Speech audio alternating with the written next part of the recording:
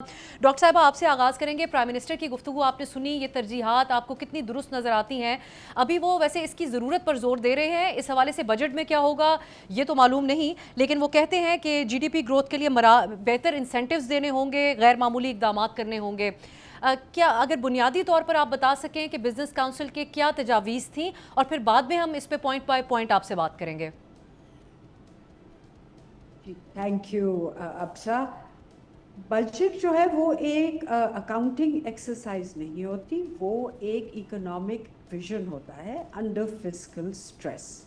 اور جو بھی آپ نے سب باتیں کی وہ ریونیو جنریشن کی باتیں کی جو بہت ضروری ہیں.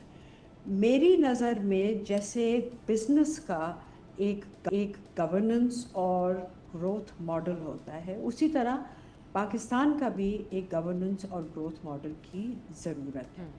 اور اس کے 3 ستون ہوتے ہیں, گورنمنٹ, بزنس اور عوام.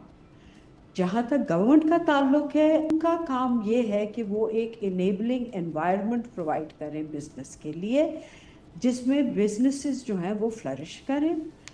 اس کے لیے ایک کنسسٹنسی ان پالیسی اور جو اسٹرکچرل ریفارمز جس کی ہم بات کرتے ہیں, جس میں ٹیکس ریفارمز, جس میں آپ کے انرجی ریفارمز اور جس میں آپ کے ریگولیٹری ریفارمز شامل ہیں. ہماری جو ریکمنڈیشنز تھیں اس میں ان سب چیزوں کے لیے ہم نے ریکمنڈیشنز دی ہیں. اب اس انیبلنگ انوائرمنٹ کا مقصد یہ ہے کہ بزنسز گرو کریں اور انویسٹمنٹ گرو کریں. جب بزنسز گرو کرتی ہیں اور انویسٹمنٹ اس میں آتی ہے, اس سے جابز کریٹ ہوتے ہیں.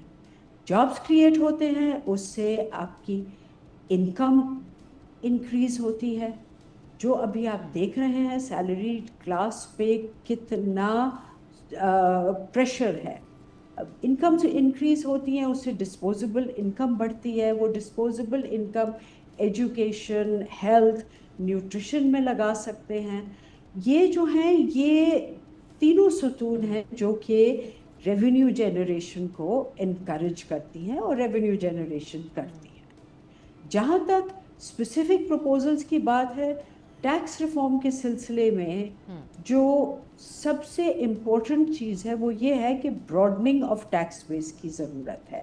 ابھی جو سارا پریشر ہے وہ جو آپ کا کمپلائنٹ ڈاکیومنٹڈ بزنس سیکٹر ہے اور جو سیلریڈ کلاس ہے اس پہ سارا بوجھ ہے, اور اس کو براڈن کرنے کی بہت ضرورت ہے. ٹیکسز میں super tax, corporate tax, advance tax, exports پہ بھی ود ہولڈنگ ٹیکسز, ریفنڈز نہیں ملتے.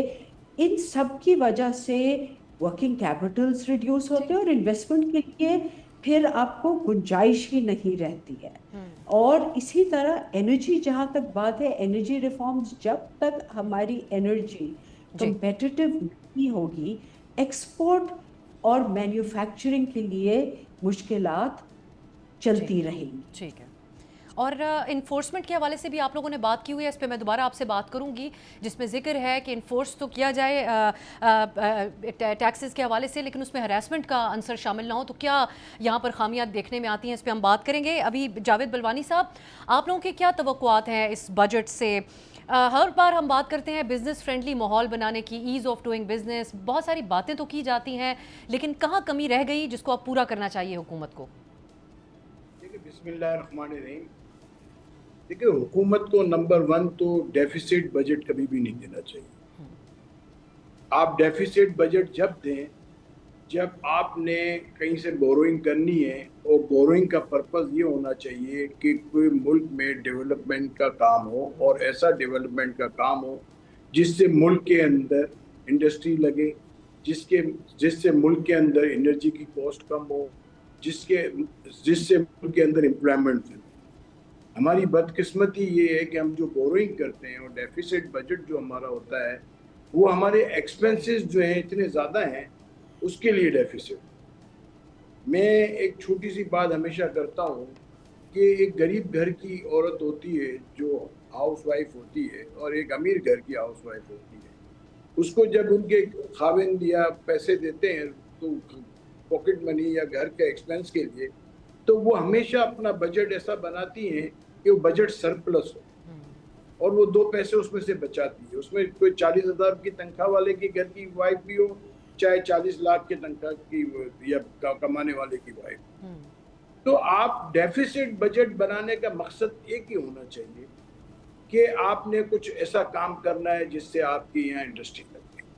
اور انڈسٹری کب لگے گی؟ جب آپ کا انوائرمنٹ صحیح ہوگا. اب ہمارے ملک کے اندر آپ مجھے بتائیں جو ٹیکس ریٹ ہے اور ایکسپورٹ کے ساتھ جو انہوں نے ظلم کیا ہے, اس میں ایک منیمم ٹیکس لیتے ہیں, ایک ایڈوانس ٹیکس لیتے ہیں, پھر ایوری کوارٹرلی نوٹس دیتے ہیں, ٹیکس دیں, اور پھر ایکسپورٹرز کا ریفنڈ.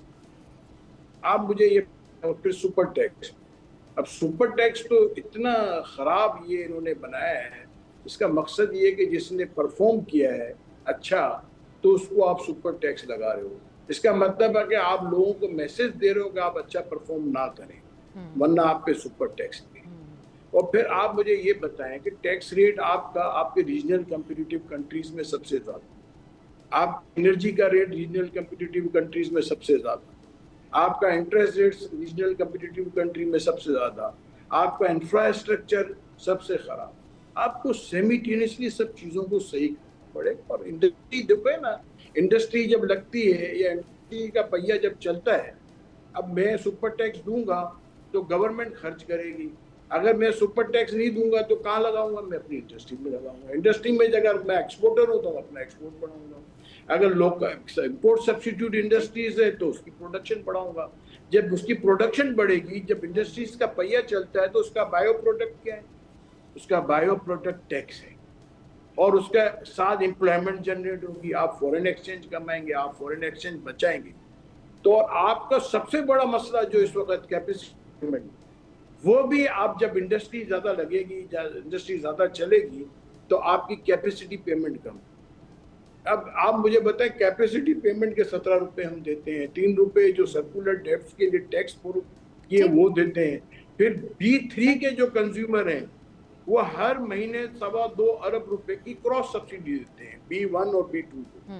آپ مجھے بتائیں, آپ ہم سے کراس سبسڈی بھی لیتے ہیں, آپ ہم سے سپر ٹیکس بھی لیتے ہیں, آپ ہر چیز کے ریٹ ہم سے زیادہ. آپ کو پالیسی یہ ہونی چاہیے, اور میں ہمیشہ پرائم منسٹر کی میٹنگ میں ہر جگہ یہی بات کرتا ہوں کہ آپ دیکھیں 2 چیزوں سے آپ کا ٹیکس نیٹ بڑھے گا, اور ٹیکس کی کیلکولیشن ٹیکس بڑھے گا کیسے؟ ایک انڈسٹری زیادہ پروڈکشن کرے, زیادہ چلائے, زیادہ کمائے, زیادہ لگائے, یا پھر آپ ٹیکس نیٹ براڈنگ. اچھا بزنس, آپ ٹیکس نیٹ براڈنگ کے اندر بھی ہیومن انٹرونشن ختم کر دیں.